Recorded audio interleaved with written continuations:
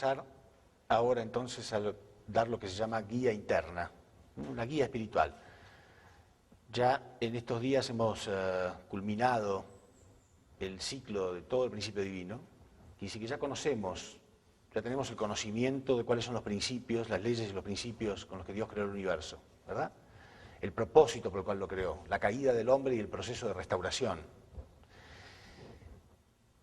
Pero de nada nos sirve tener algún conocimiento determinado si no podemos traerlo en la práctica diaria de nuestras vidas, ¿sí?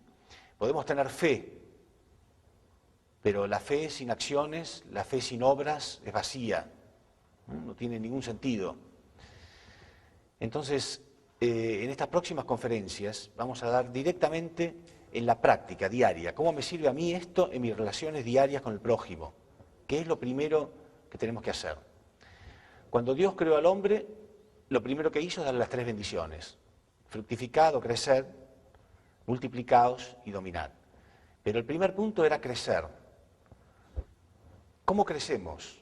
¿Cómo se produce en la práctica ese crecimiento diario? ¿Qué significa crecer? Entonces, si analizamos un poquitito, es muy claro que crecer espiritualmente, porque obviamente la Biblia no se refiere a crecer físicamente, ¿no?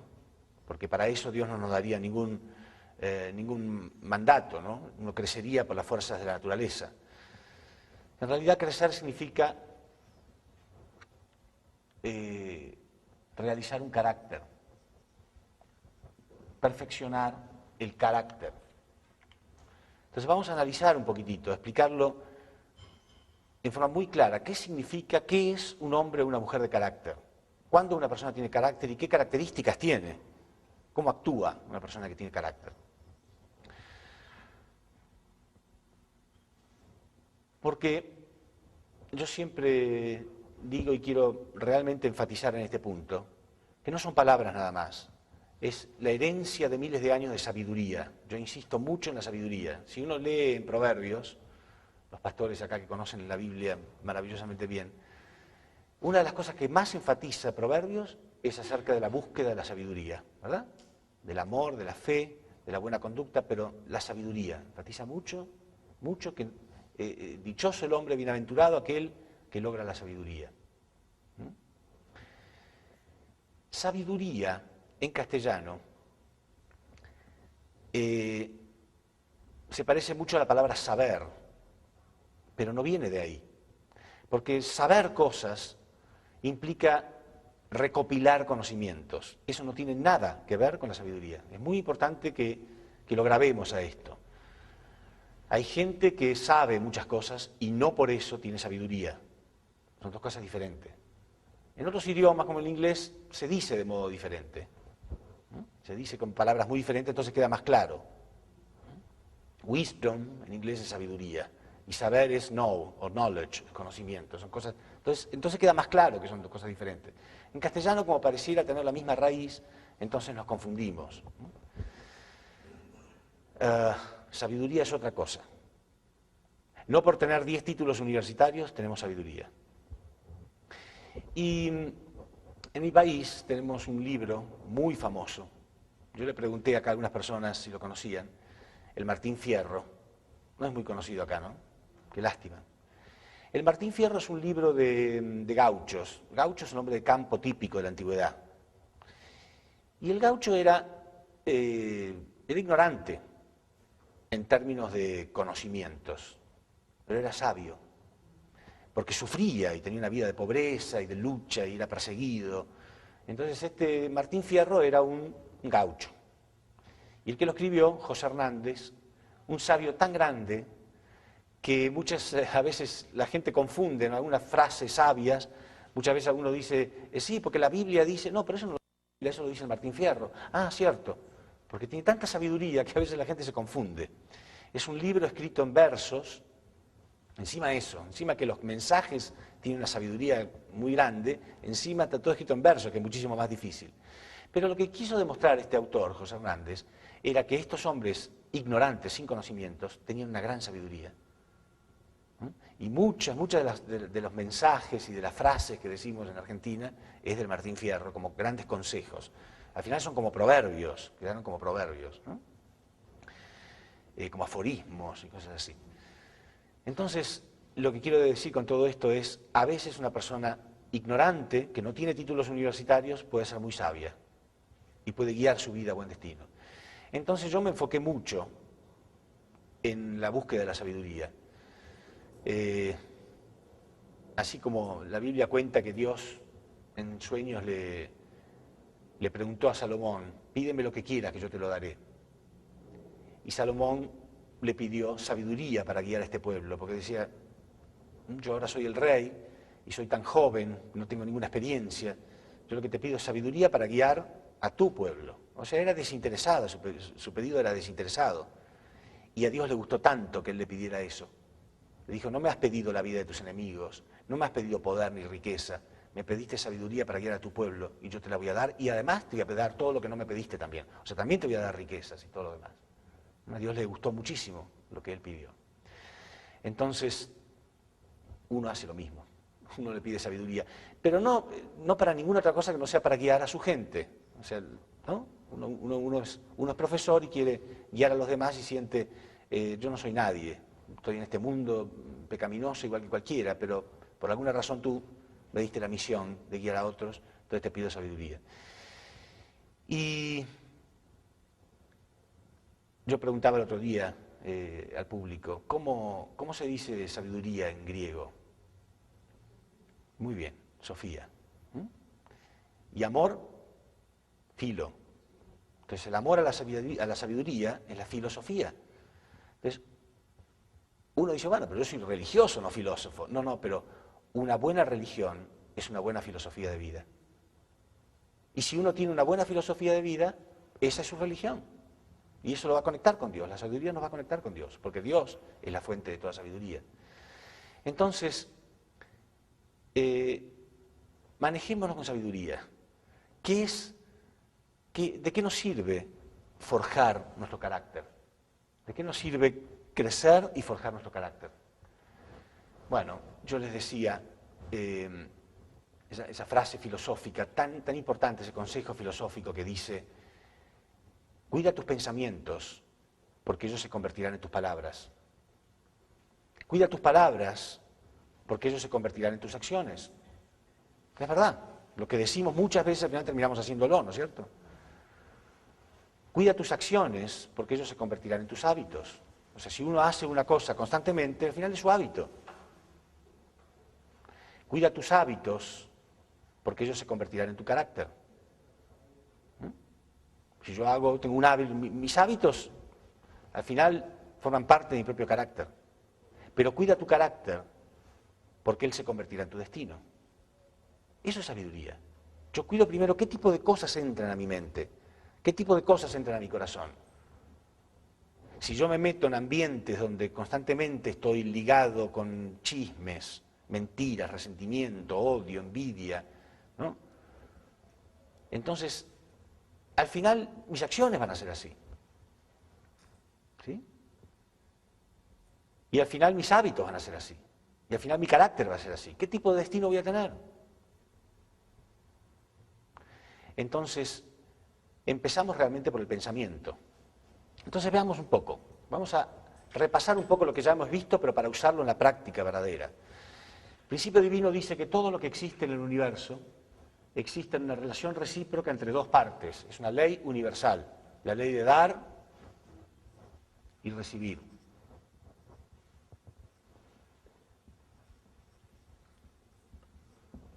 ¿Sí? Siempre hay dar y recibir. El universo entero está hecho con una energía constante. Todo en el universo se mueve, todo en el universo son interacciones energéticas entre sujeto y objeto, todo. Podemos poner, por ejemplo, como ejemplo un protón, se interrelaciona con un electrón. Esa interacción es energía. El universo entero está hecho con energía. ¿Sí? Entonces hay energía. El protón está formado por energía. El electrón también es energía materializada. pero a la vez la acción de dar y recibir entre ambos también es energética. Y están centrados en un propósito. ¿Cuál es el propósito de la existencia de cada uno de ellos? Bueno, formar parte de algo superior. Quiere decir que siempre que tenemos acción de dar y recibir, siempre se produce un resultado. Siempre hay una consecuencia. No puede no haber una consecuencia. Entonces, ¿qué resultado se produce? Un átomo. El átomo aparece solamente cuando hay un protón y un electrón como mínimo. Pero a la vez, este átomo se puede conectar con otro átomo. De hecho lo hace, se conecta con otro átomo. A través de una acción de dar y recibir. Centrado en un propósito. Porque tienen un propósito. Todas las cosas de la naturaleza tienen un propósito. ¿Cuál es el propósito? ¿Para qué entran en todo este juego? Para formar algo superior, que es una molécula. ¿Se entiende? Todo en el universo está entrelazado energéticamente. Siempre hay acciones de dar y recibir. Una persona sabia sabe que está involucrado en esa ley universal. Sabe que está interconectado. Ahora, ¿qué tipo de acción de dar y recibir tengo? Depende de qué propósito tengo. Depende de qué resultado yo puedo provocar. ¿Sí? Ahora fíjense ustedes, este propósito más pequeño se conecta con un propósito superior. Está interconectado. Y este con otro superior, que es formar una sustancia. Y este con otro superior, que es formar, por ejemplo, un cuerpo, que puede ser el pizarrón. Y el pizarrón y toda la escritura para otro sistema, que son ustedes. Esto es un sistema de escritura y ustedes son un sistema de lectura. Entonces hay un sistema y una acción de recibir también. Quiere decir que este pequeño protón llegó a formar parte de todo un sistema. Y así estamos interconectados con un propósito universal. Cuando este pequeño protón se interconecta, está interconectado con la sucesión de propósitos, llega a formar parte del propósito universal. Él hereda la importancia del universo. Porque ¿qué sería el universo si los protones no cumplieran con su función? O los electrones. No existirían los átomos. Y si no existieran los átomos, no existirían las moléculas. Y si no existieran las moléculas, no existirían las sustancias, ni los cuerpos, ni los sistemas, y no podría existir nada.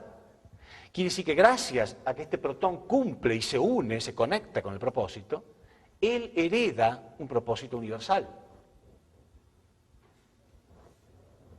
Sin embargo, muchas veces nosotros, que somos mucho más importantes, porque fuimos creados, el universo fue creado para albergarnos a nosotros, para que sea nuestro hogar. Y muchas veces el ser humano, como si fuera un pequeño protón, digamos, porque un ser humano solo se desconecta de todo el propósito. Somos egocéntricos, nos desconectamos del propósito universal. Porque entra en el ser humano lo que se llama el egocentrismo. En vez de girar alrededor del propósito universal por el cual fuimos creados, nos desconectamos, nos despreocupamos, no tomamos el punto de vista de Dios, no preguntamos para qué fuimos creados, empezamos a ser egoístas, no nos importa a los demás ni nada, pero automáticamente empezamos a sentir que no tenemos valor. Porque si desconectáramos a este protón de todo el sistema, imagínense, ¿no? Un protón es una cosa extremadísimamente pequeña, esto que estoy diciendo es un ejemplo nada más, pero supongamos que pudiéramos tomarlo en la mano y que pudiéramos hablar con él, ¿no? Entonces le preguntaríamos, ¿para qué sirves? En realidad, no sirve para nada. Un protón solo no es nada. Entonces, lo quiero vender, ¿alguien me lo querrá comprar? No sirve para nada. Pero a la vez dijimos que el universo no podría existir si no existieran ellos. Entonces sí sirve para mucho. ¿En qué quedamos? ¿Sirve para mucho o no sirve para nada? Depende. Si está desconectado del sistema, si está aislado, desconectado de la sucesión de propósitos, desconectado de esta sucesión de propósitos, solo aislado acá en la mano, no vale nada, no sirve para nada. Si tuviera espíritu, si tuviera sentimientos, se sentiría vacío, inútil, deprimido. sin valor. Pero conectado con todo el sistema, hereda el valor universal. Exactamente lo mismo pasa con el ser humano. Acá podríamos poner, en vez de protón y electrón, podemos poner un hombre y una mujer. Cuando se unen, forman una familia. O sea, un fundamento de 4 posiciones superior a sí mismo. La familia es superior a un individuo. ¿Sí?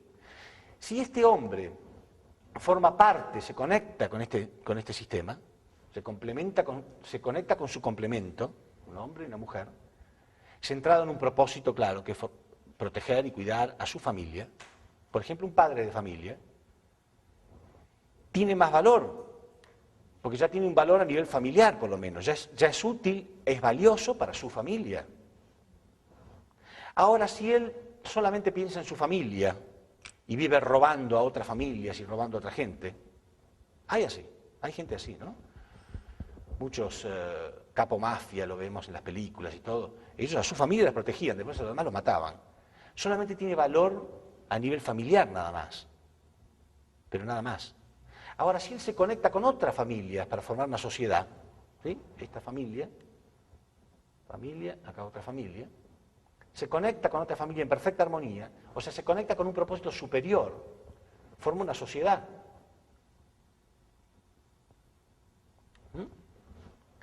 En la sociedad, cualquiera que colabore para servir al sistema tiene un valor más elevado. Esta sociedad se puede conectar con otra sociedad, formar una nación. Cualquier individuo que se sacrifica para el propósito de los demás a nivel nacional es un prócer, es un héroe. Por eso en la historia los guardamos y guardamos sus cosas y hacemos museos y ponemos sus pertenencias y los recordamos y los estudiamos en los libros de historia y tienen valor para nosotros. Porque no vivieron una vida egocéntrica, vivieron una vida conectados con un propósito superior. Pero igual, aunque fueron grandes hombres, su propósito terminó a nivel nacional. En otras naciones no conocen los próceres de otras naciones, muchas veces no les importa tanto. Pero a lo mejor vivió pensando en un mundo mejor. ¿Sí? Entonces ya es un héroe mundial. Y si quiere que el mundo entero pueda servir al propósito de Dios, entonces ya es un santo. Entonces pasa de padre de familia a un buen líder de la sociedad, a un prócer, a un héroe mundial y a un santo. Hay distintos niveles. ¿De qué dependen esos niveles? Dependen de con qué propósito nos hemos conectado. Hay gente que vive propósitos muy egocéntricos y después se deprime, después siente que no tiene valor. Esa es la causa de la depresión. Fuimos creados para vivir en un nivel mucho más elevado. Entonces analicemos un poco cómo es esto.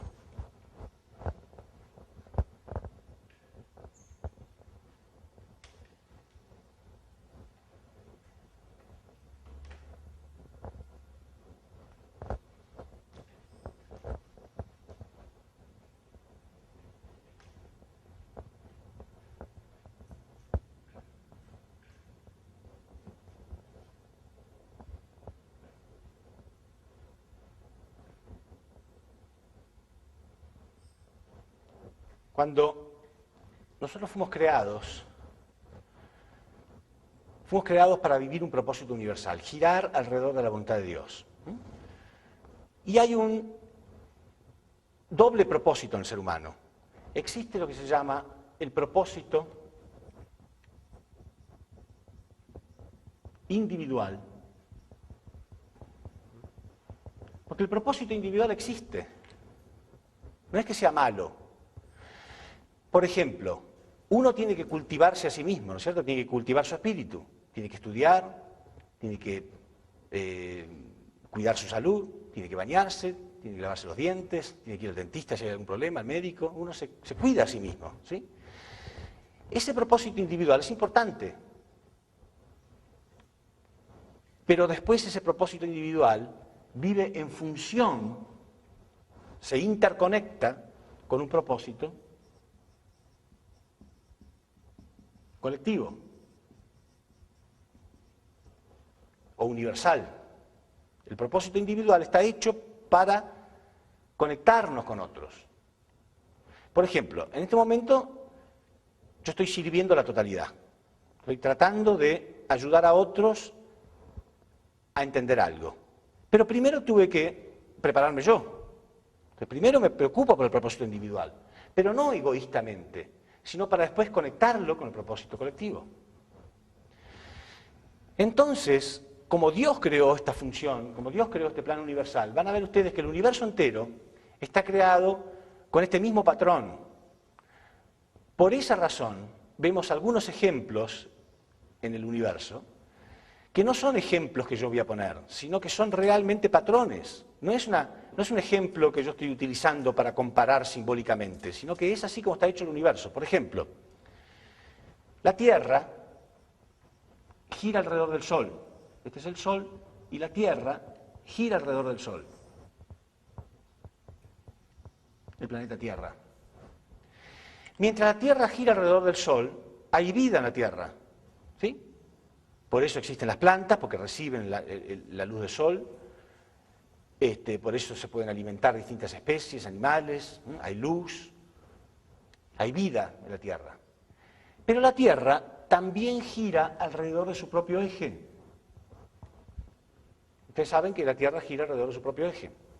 Por cada giro completo que la Tierra hace alrededor de su propio eje, ¿qué ocurre? Pasan 24 horas, es el día. Y por cada giro que hace alrededor del Sol, pasan 365 días, o sea, un año. Bueno, imaginemos que la Tierra de pronto dejara de girar alrededor del Sol. Se escapa, se va a la Tierra. ¿Qué pasaría con su vida? Moriría todo lo que hay en la Tierra. Pero le quedaría girar sobre su propio eje. ¿Sí? La Tierra seguiría girando alrededor de su propio eje.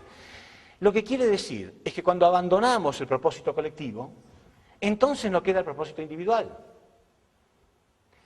Fíjense, acá llegamos a una conclusión importante. Satanás no puede crear, él no es creador. ¿Entienden? Él no puede crear nada. Satán no creó absolutamente nada.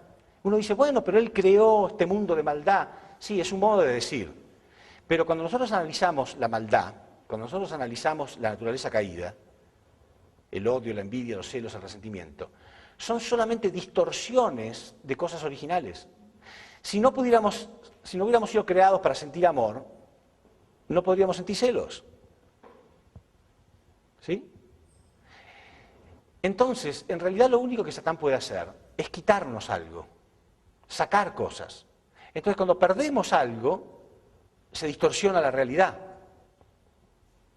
Entonces, el mal de este mundo ahora es el egoísmo. Ah, Satanás creó el egoísmo. No, no creó el egoísmo. El egoísmo aparece cuando perdemos el propósito colectivo. El sol representa a Dios. Realmente. Por eso hubo muchas tribus y civilizaciones que adoraban al sol. ¿Saben por qué? Porque ellos razonaban, si la vida viene de ahí, todo lo que es vida en la tierra, ¿qué haríamos sin el sol? Entonces sintieron, bueno, entonces todo viene del sol, eso debe ser Dios. Entonces el sol representa a Dios. Pero si nosotros dejamos de girar alrededor de Dios, la tierra la representamos nosotros, ¿no? Dejamos de girar alrededor del sol, o sea, dejamos de girar alrededor de Dios, morimos espiritualmente. Pero Satán no creó, repito, el egoísmo, sino que lo que él hizo es hacernos perder la visión de lo que es el propósito verdadero de la vida. Entonces solamente nos quedó el propósito individual, pero no lo inventó él, no lo creó él el propósito individual, ya existía, es natural. Por eso sentimos a veces que es tan natural, ¿no? Bueno, es natural como yo actúo. No nos sentimos tan malos por pensar en nosotros mismos, porque es natural, pero de nada sirve si no lo conectamos con el propósito de la totalidad. Entonces nos quedamos ahí. Pero ahí no queda la situación.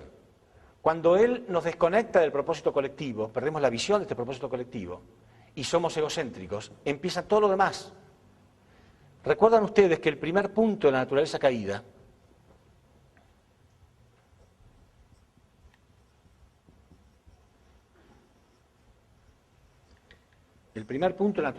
que dimos en las conferencias es no tomar el punto de vista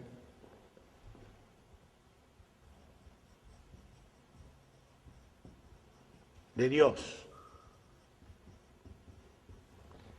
No tomar el punto de vista de Dios es el primer punto de la naturaleza caída. Significa no giro más alrededor del propósito universal, no giro más alrededor de la voluntad de Dios. Él me borró esto, Satanás me borró la visión del punto de vista de Dios. No quería que nosotros nos enteráramos de cuál es el plan que Dios tenía para nosotros. Entonces, nos queda solamente el propósito individual y nos sentimos miserables. Repito, como el ejemplo del protón, ¿no? Yo saco el protón, lo desconecto del átomo, lo pongo acá en la mano y le pregunto, ¿de qué sirves así solo? Y él siente, no, de nada. Entonces encima, ¿no? Supongamos que pudiéramos hablar con el protón, encima le digo, eres un inútil, inservible, no sirves para nada, no tienes valor, mira, te tiro, nada. Satán hace constantemente eso con nosotros, nos hace sentir constantemente, no eres nada, no sirves para nada. Pero no servimos para nada porque él nos desconectó la visión del propósito colectivo, del propósito universal que tenemos. Él por resentimiento quería borrar el plan de Dios. Y en realidad, si uno pudiera borrar todos los protones, que ninguno cumpla con su función, no existirían los átomos. Y no existirían las moléculas ni las sustancias, y el universo no podría existir. Bueno, entonces,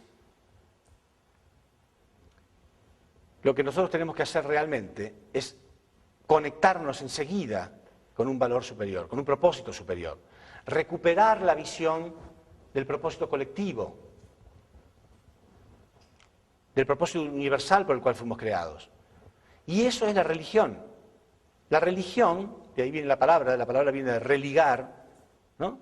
Nos religa de nuevo con el propósito universal. Entonces, ahora el hombre tiene que girar alrededor de la voluntad de Dios de nuevo. Ahora, muchas personas en la historia se han preguntado, bueno, si Dios existe, ¿por qué no hace algo? ¿Dónde está? A ver, no parece que existiera en este mundo de maldad. ¿Saben por qué?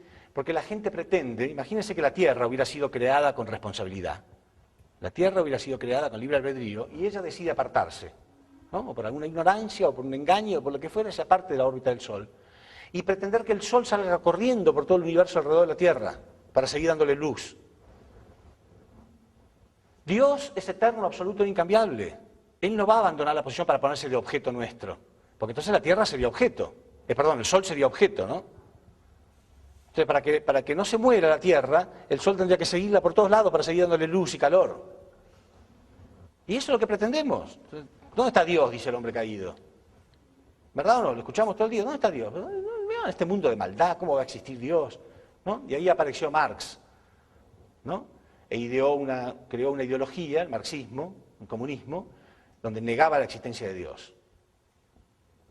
Ya está, no hay Dios. ¿Qué Dios? Hay mucha miseria en el mundo, todo, no hay Dios, vamos a crear un sistema. Si la humanidad hubiera adoptado esa ideología, se terminó, estarían prohibidas las religiones, eso por supuesto es imposible, Dios va a triunfar sí o sí. Pero ese fue el intento de Marx, crear un mundo sin Dios. Él era la solución, el marxismo era la solución, ¿no? Era como si fuera una religión. Entonces la Biblia dice algo acerca de eso, que va a venir alguien como si fuera Dios, va a tratar de salvar todo, ¿no? En realidad es lo que se pretendió hacer. Tiene la fuerza de una religión. Bueno, listo, arreglemos otro sistema entonces, otro sistema solar, diferente. Mentira, no puede ocurrir. Entonces, a todos aquellos que les ha costado tener fe en la vida, les ha costado entender, claro, no ven a Dios. Y es verdad, no hay Dios. No se asusten por lo que estoy diciendo. Que nadie piense que estoy negando a Dios. Lo que digo es, para esta tierra que se apartó del sol, mira, dice, ¿dónde hay sol? Está todo seco, no hay vida, no hay nada, no hay Dios. Sí, no hay Dios. Ahí donde estás tú no hay Dios. Tú tienes que buscarlo, es tu responsabilidad. Entonces a esta tierra viene alguien, a ver si entienden, ¿no?, la analogía que estoy haciendo, por supuesto. Viene alguien y le dice, mira, ¿sabes para qué fuiste creado tú? ¿No? La sienta a la tierra ahí, como ustedes, están sentados, y le da conferencia en un pizarrón y le dice, ¿pero sabes para qué fuiste creado? Para que haya luz, flores de colores, plantas, árboles, vegetación, océanos, con olas, y seres humanos, gente viviendo y jugando con las olas, ¿no? Y mariposas, y pájaros, y animales. No, dice la tierra, no puede ser. Yo estoy seca y oscura, fría, muerta. Nada lindo hay en mí. ¿Qué dices tú que yo fui creado para...? No, no puede ser. ¿Cómo hacemos? El gran problema, ¿cómo hacemos para mostrarle eso a la tierra? Yo no puedo traerle el sol para hacerle una pruebita. Solamente puedo darle teorías nada más. Pero finalmente la tierra tiene que hacer un acto de fe, mínimo aunque sea, de acercarse un poco. Eso es fe. Eso es la fe. No quiere decir que uno no me pueda explicar científicamente. Uno le puede explicar a la tierra científicamente. Te demuestro que si hubiera los rayos del sol y la luz, empezaría a haber vida en ti. Pero al final no es más que una teoría. No hay modo de demostrárselo. Pero la tierra tiene que tener el primer paso de fe. Eso es inevitable. El principio divino es lógico, es muy lógico. Una prueba con todos los elementos, pero aún así no hay modo de traerle a la fuerza a Dios. Esa persona tiene que tener un acto de fe. Entienden que es el primer paso, por eso elegí esta primera guía interna. Después vamos a dar mucha guía interna, mucha guía espiritual para saber exactamente cómo comportarme y cómo debo actuar con sabiduría. Pero el primer paso no lo puede hacer nadie por nosotros. Aún una persona que dé una conferencia con todo su corazón, con toda la sabiduría, con todos los conocimientos, con todo, no puede hacer nada. Al final la tierra tiene que dar un pequeño paso. Entonces se acerca un poquitito, ¿no? Poco se acerca. ¿No? Digamos que la tierra se pone acá. Todavía está muy lejos de la órbita del Sol. Pero ya algún pequeño rayo mínimo le llega.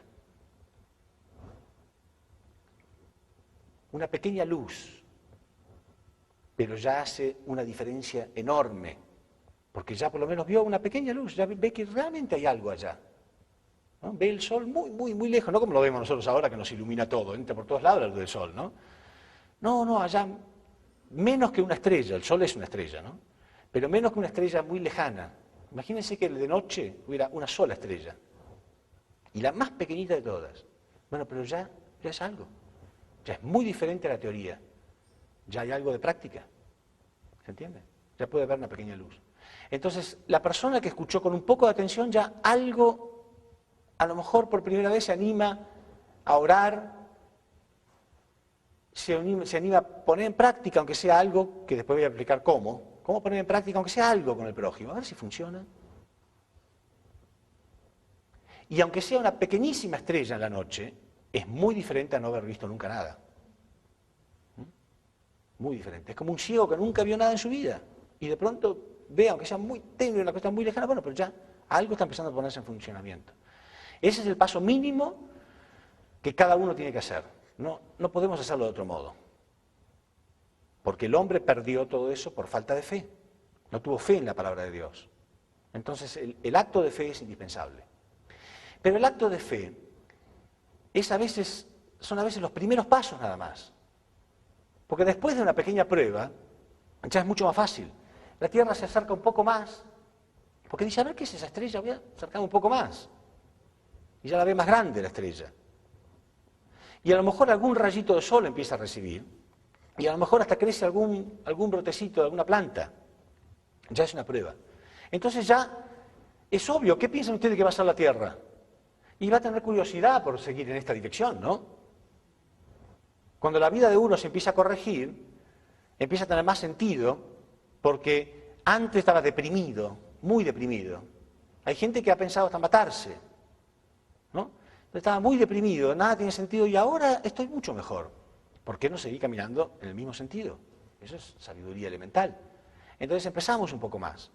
Porque a veces vemos gente con mucha fe y pensamos que es como un don. Bueno, a él le tocó tener fe, a mí me tocó no tener.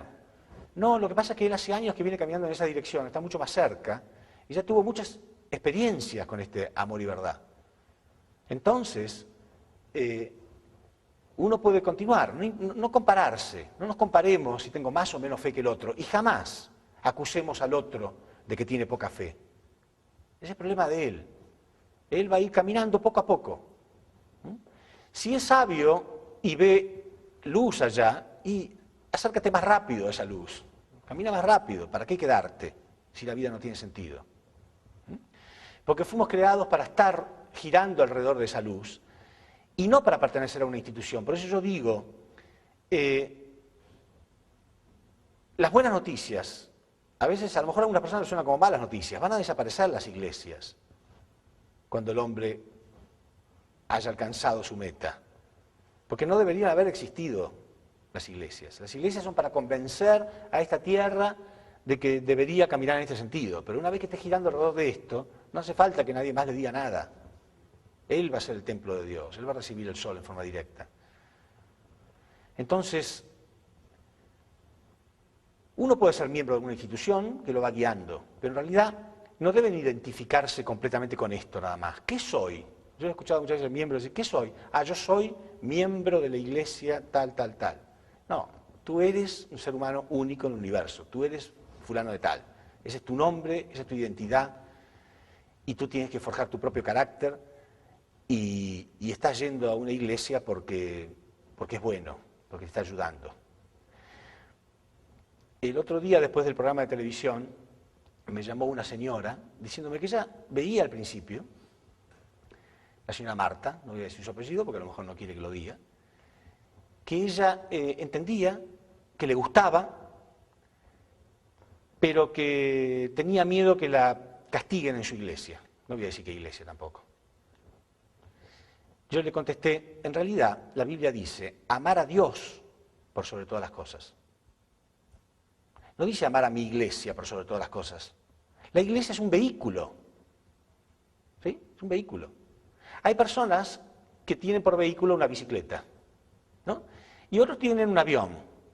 Pero a lo mejor yo estoy sentado en el avión, que de hecho me pasó, ustedes saben que mi vuelo hacia acá hasta Costa Rica se canceló y me tuvieron que llevar a un hotel, todo un lío con todas las maletas, todo, ¿no? Entonces ahí estaba el señor sentado en un avión. Imagínense que al lado mío hubiera pasado alguien en bicicleta, yo podría haber dicho, va en bicicleta, yo voy en avión. Sí, pero mi avión no funciona. Y al final me dejó de a pie. Él iba a llegar más rápido que yo a cualquier lado. Entonces a veces estamos sentados en una institución espectacular, pero si yo no siento que estoy avanzando, yo me bajo y me tomo, aunque sea una bicicleta, pero yo tengo que sentir que estoy creciendo. Si no siento que estoy creciendo y me bajo, ¿me va a castigar Dios? Si yo lo estoy buscando a Él. Imagínese que yo llegara acá, ¿no? Costa Rica, digo, no, tuve que venir en ómnibus. Pero con tal de no fallarle a usted, Reverendo Kim, yo vine igual. Le va a decir, no, ¿por qué no vino en avión? No importa, al contrario, es decir, qué bueno, llegaste de algún modo igual. ¿No?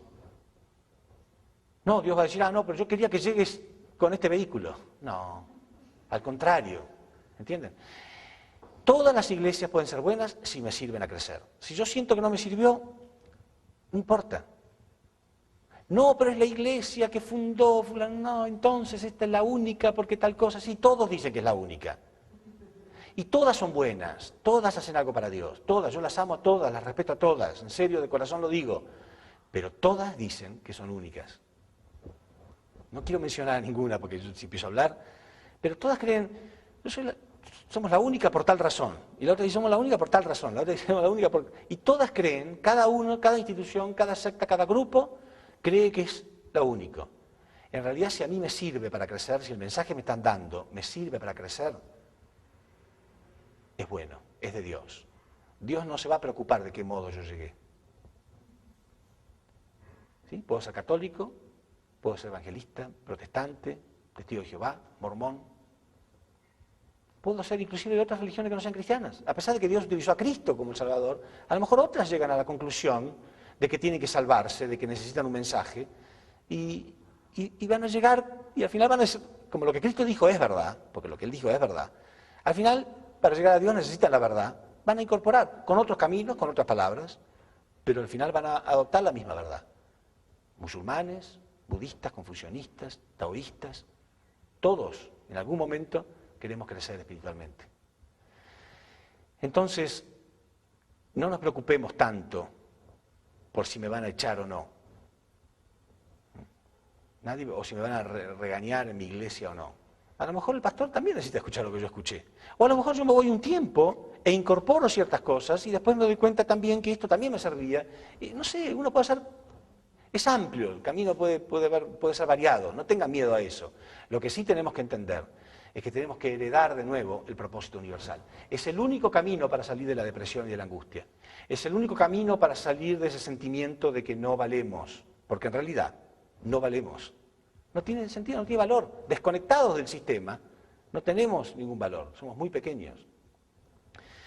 Entonces, Dios es como es un padre, pero digo, es como aquel padre de familia que quiere jugar con su hijo, ¿no? Cuando ustedes tienen un chiquito, ¿no? No sé, digamos de 3 años, o 2 años, ¿no? Entonces el padre lo sube, lo pone en un lugar y le dice que se tire, ¿no? Muchas veces hacemos esto en una piscina, ¿no? El padre está adentro y se tira y dice... Entonces el chico está ahí parado al borde, al principio tiene un poco de vértigo. No hay modo alguno de demostrarle con pruebas de que nada le va a pasar. No hay modo, él tiene que tener este acto de fe primero. Y si el chico mira al padre y está ahí vacilando y de pronto dice, no, está bien, él se perdió, él nunca va a jugar. El padre también, qué frustración, ¿no? Porque el chico va a ser siempre un cobarde, siempre va a ser miedoso y aparte su vida no va a ser muy emocionante. ¿Sí? Entonces el padre se queda ahí esperando y la vida del chico, él siente, es mi hijo, y va a tener una vida bastante miserable, porque si no sabe ni jugar, porque tiene miedos, su vida va a ser muy pobre. El padre sabe automáticamente. ¿Pero qué puede hacer el padre? ¿Agarrarlo a la fuerza? Peor. ¿No? Más miedo va a tener. ¿Pero qué puede hacer el padre? Más que sentirse frustrado, y más que llorar y tener mucho dolor. Es responsabilidad del chico, el chico tiene que tener este acto de fe. Entonces el padre, ¿qué hace? ¿Qué harían ustedes? A ver, ¿qué harían ustedes? Si su hijo tiene mucho miedo, no se anima a tirarse. Ustedes saben que si se tira se va a divertir. ¿Y después qué pasa? ¿Después qué pasa con los chicos? Siempre. Se tiró, jugó y ya quiere de nuevo. Otra, y después de nuevo, después nos duele la espalda hasta que estamos muertos y el chico quiere de nuevo y de nuevo. ¿Sí? Pero la primera vez es la más importante. ¿De qué hacen ustedes? ¿Qué harían? ¿No pueden forzarlo? Le tiene que mostrar algún ejemplo. Entonces, si hay otro chiquito que sí se tira, entonces juegan, habrá pasado, ¿no? Te juega y ustedes miran a su hijo y ven que le está mirando. Está mirando, que el otro chico se está divirtiendo mucho. ¿Entienden? Por eso, el primer hombre que ha tenido fe, Abraham era el padre de la fe para las religiones principales del mundo. Es el padre de la fe para los musulmanes, es el padre de la fe para el judaísmo, es el padre de la fe para el cristianismo. Y cada vez que Dios habla dice, yo soy el Dios de Abraham, Isaac y Jacob. Es el primer fundamento, ¿no?, del lado de Dios. Entonces, uno dice, bueno, voy a jugar con otro chiquito para que mi hijo se anime. Y ningún chico tiene. Entonces el chico peor, más se sugestiona, si nadie quiere. Todos tienen miedo. Qué frustración para Dios, ¿no? Todos tienen miedo, nadie tiene fe. Dios no encontró fe en ningún lado. Pero cuando el primero tiene fe, entonces Dios lo bendice mucho. ¿Para qué? Para mostrar que es diferente la vida del que se animó. Y qué felicidad para el padre cuando al final el chico se tira y él lo recibe. Y lo va a recibir. Siempre Dios nos va a recibir. Eso no tiene que tener ningún temor. Pero el primer acto de fe es el más valioso porque es el que no tiene prueba. No hay prueba, no hay prueba, no se puede probar. Ahora, después de que ya probaron, sí. Entonces después los otros son más. Y a lo mejor después, ¿qué pasa? Y ya se tira de un lugar más alto, ¿no? Ya se anima a otras cosas. Entonces a lo mejor después tenemos experiencias bárbaras, ¿no? Yo hace poco me tiré de un paracaídas. A mí me gusta mucho, acuerdan que lo contaba el domingo pasado, que para mí la diversión está relacionada con el vértigo, con el movimiento, ¿no? Porque el universo está en constante movimiento. Entonces al final uno a lo mejor termina tirándose hasta de un paracaídas para querer experimentar algo más grande. Al principio yo en mi vida empecé tirándome en brazos de mi padre, ahora me tiro de paracaídas. Bueno, la vida es más emocionante, pero empezó con eso. Empieza con algo, ahí sentís que te gusta, que Dios te va a proteger, que algo va a pasar en tu vida. Entonces, la primera experiencia es responsabilidad de cada uno. No hay nadie en el mundo que lo pueda hacer por usted. Nadie en el mundo que lo pueda hacer por ustedes. Lo tiene que hacer uno. Lo que uno puede hacer, repito, Dios nos mostró, gracias a Dios ahora hay mucha gente de fe. Entonces vemos que la vida de ellos es mejor, que están más en paz, ¿no? Y entonces, bueno, con esto nos puede servir para decir, bueno, ahora me animo yo también. Yo voy a seguir un poco de esto. Por eso las personas de Dios, la gente que vive en relación con Dios, la gente de fe, yo creo, y esta es mi visión personal, tenemos la obligación también de mostrar a los demás cómo es la vida con Dios. Sean divertidos, aquellos que tienen fe, aquellos que están más cerca de Dios. Sean alegres, de verdad séanlo, disfruten de ustedes mismos, disfruten de su propia vida. Porque esa imagen de que el religioso no puede bailar, no puede divertirse, no puede reírse, no puede ir a una fiesta, tiene que estar todo el día orando, es una imagen equivocada y falsa. Y acá empiezo a tocar entonces otro tema, que es el tema justamente ese, el tema de la oración, ¿no? Porque yo acabo de decir, de falso. ¿Qué quiere decir? ¿De falso que tenemos que estar orando? En realidad la imagen de la oración es estar todo el tiempo arrodillado orando.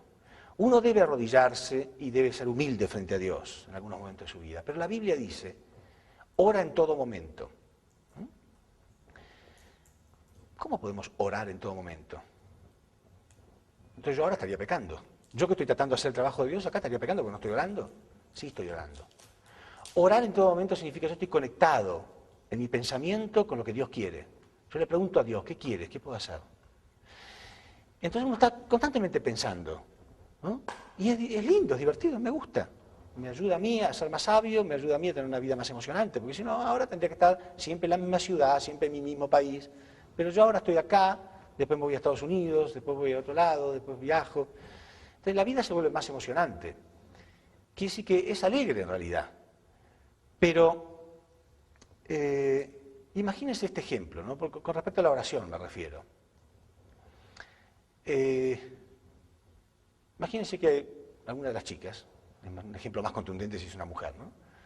Van una noche por un callejón medio oscuro, ¿no? Se perdieron, un callejón oscuro así, no saben bien si es por acá, si no es por acá, y de pronto nosotros llamamos en Argentina una patota. ¿Existe esa palabra? No.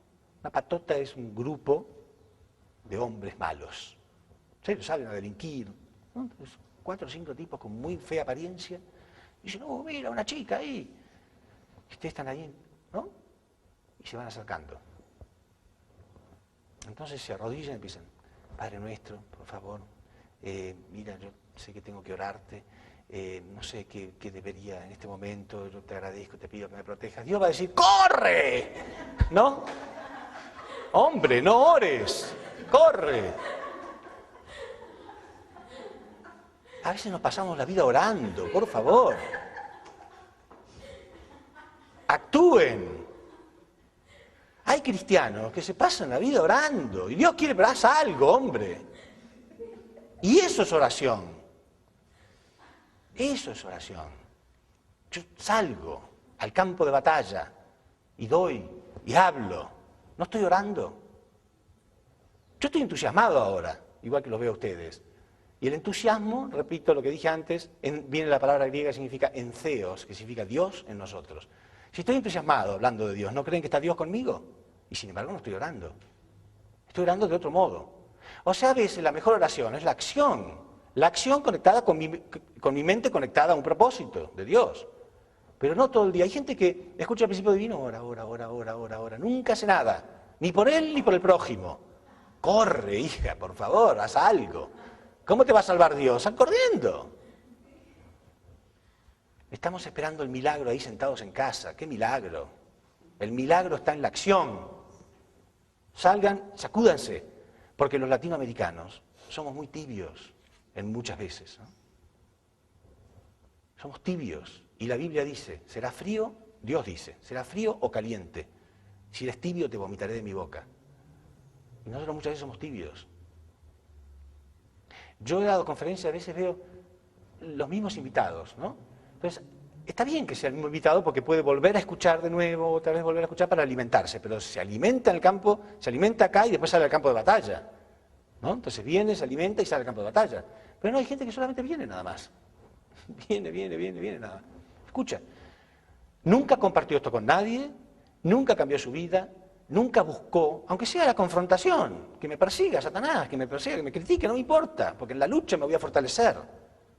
No, ellos oran, nada más. Y se creen buenísimos por estar orando. Y Dios siente mucha frustración. Dios siente mucha frustración de que la persona solamente esté orando, imagínense. ¿No? Como dije el ejemplo del callejón, entonces la persona está orando, pero hombre, ¿qué pasa? Haz algo en tu vida, muévete. Entonces, ¿cómo? ¿Dios no quiere que le ore? Sí, pero hay dos tipos diferentes de oración. La oración en acción y la oración pasiva e inservible. Después tenemos que hacer algo. Jesús no se la pasó orando todo el tiempo y nada más. Salió al mundo a decir la verdad, sabiendo que lo iban a matar si seguía diciendo cosas que hirieran a los líderes judíos. Pero salió a buscar acción, salió a hacer algo para Dios.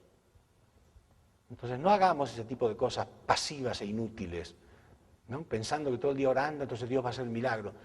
¿Qué tipo de milagro piensan ustedes que va a ser? Y repito esa historia que cuento, y ya que la conté varias veces, pero la cuento de nuevo para que se le grabe a la gente, ¿no? Esa fábula, ¿no? Del hombre con la... Bueno, lo cuento de nuevo. Dice que había una ciudad, ¿no? Vino un diluvio muy grande. Llovió y llovió durante semanas y semanas y semanas seguidas, ¿no? Entonces, en una casa encuentran a un hombre, y, ¿no? O sea, el gobierno mandó lanchas y botes, etcétera, para juntar a la gente y llevarlos hacia un lugar a salvo. Y en este lugar estaba este hombre y no quería subirse porque decía que él tenía fe. No, yo tengo fe en Dios, estoy acá orando, Dios, no se preocupe por mí. Bueno, ok, pero insistieron tanto que seguía lloviendo, la gente estaba necesitando salvación, bueno, se fueron. Y seguía lloviendo hasta que tuvo que subirse al techo de la casa. Entonces mandaron una lancha así para buscarlo, venga, súbase que va a seguir lloviendo, va a ser catastrófico esto. No, déjeme que estoy orando, tranquilo.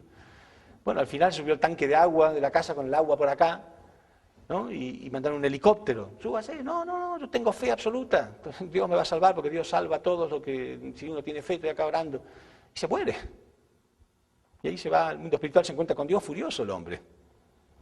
Y le dice, pero no era que si yo tenía fe en ti, tú me ibas a salvar y yo estaba haciendo oración. Hijo mío, te mandé lanchas, botes, helicópteros, y tú no lo aceptaste. O sea, el mensaje de es, Dios trabaja a través de la gente, porque Dios no tiene manos. Estamos esperando milagros, sentado en casa, encerrado. No espere más un milagro, salga a buscarlo, salga a producir el milagro. Produzcalo. ¿Entienden? Entonces, después de haber producido este milagro, usted puede volver a casa y escuchar de nuevo las conferencias y alimentarse de nuevo para salir a luchar de nuevo. Entonces, la fe inicial es indispensable. Pero la fe, por eso se habla siempre del fuego de la fe, porque es algo que arde en nuestro interior. Cuando tenemos mucha fe, ¿por qué arde en nuestro interior? ¿Qué significa? Es energía, ¿no? Es ese entusiasmo. Es como un fuego que quiere salir, es una energía que quiere salir para compartirla con otro. Eso es la fe y eso es el amor, ¿no? Pero un fuego puede empezar con una muy pequeña chispa. ¿Sí? Una muy pequeña chispa puede encender un bosque entero. ¿Pero de qué modo? Multiplicándose. Si yo quiero encender un fuego y solamente tengo un pequeño fosforito, rápido tengo que multiplicarlo, rápido tengo que encender algo. O la hornalla de la cocina, el gas, o ramas secas, o algo. Pero si me quedo con esa pequeña llamita, mirándola, qué milagro, ¿no? ¿Quién habrá inventado el fósforo? Qué cosa bonita, ¿no? Y después me quemo el dedo encima y no sirve para nada, ¿no? No me sirve para nada.